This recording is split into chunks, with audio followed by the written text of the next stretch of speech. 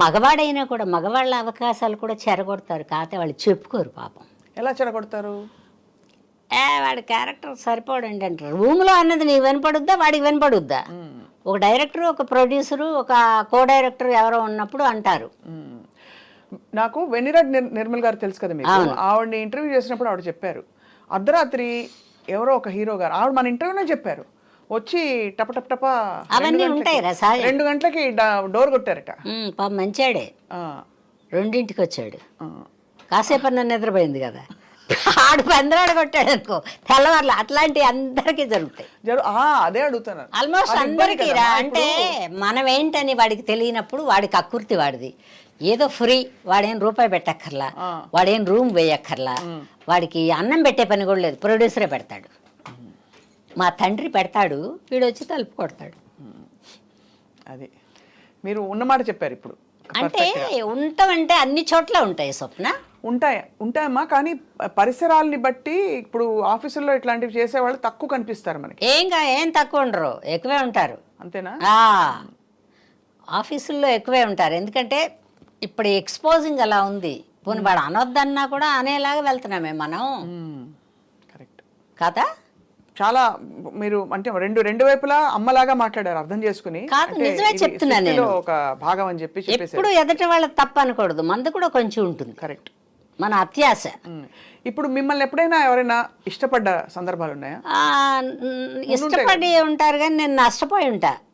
అంతేనా?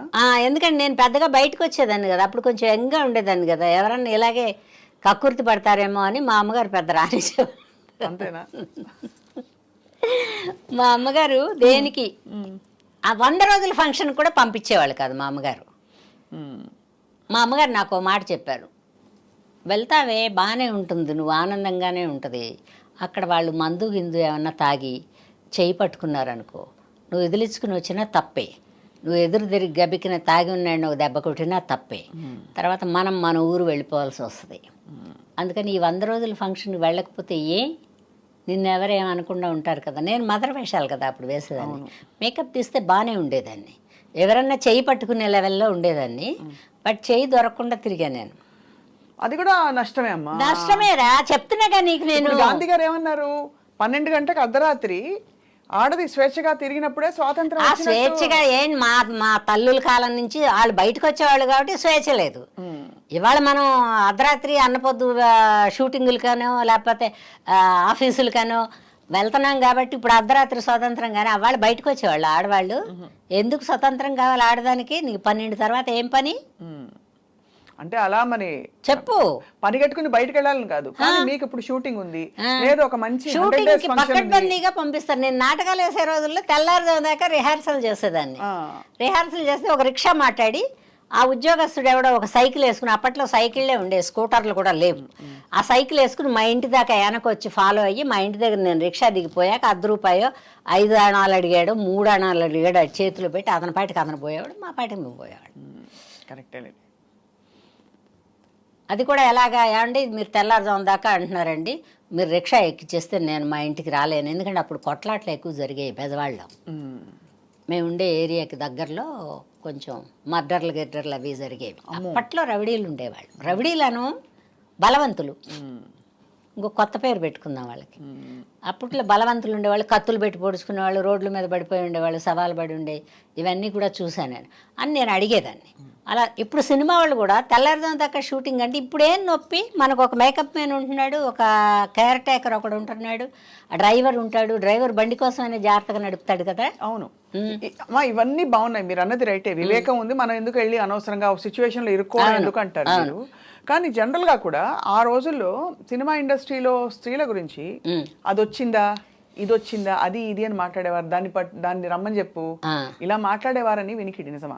అంటే ఎలా అంటే నిజమా కదమ్మా, అది ఇది అని హీరోయిన్లు అనేవాళ్ళు కాదులే, కొంచెం బాగా పెద్ద వయసు వాళ్ళని కూడా అనేవాళ్ళు కాదు, కొంచెం యంగ్గా ఉండి రాదా ఇది అనే కడుపు మంట ఉండేవాడికి అని అంటారు. అది అనేది సహజంగా వచ్చేది. అది ఇది అని మనం అనుకోవట్లేదా, అదే ఇది అంటారు, అది ఇది అంటారు. ఇంకా బూతులు స్క్రీన్ మీద మంచిది కాదు కాబట్టి అంటలేదు, కానీ దానికి బాగా బలుపు అయ్యా, దానికి ఉన్నంత బలుపు ప్రపంచంలో ఎవరికీ లేదు, ఇట్లా కూడా మాట్లాడతారు. అవన్నీ వినకూడదు మనం.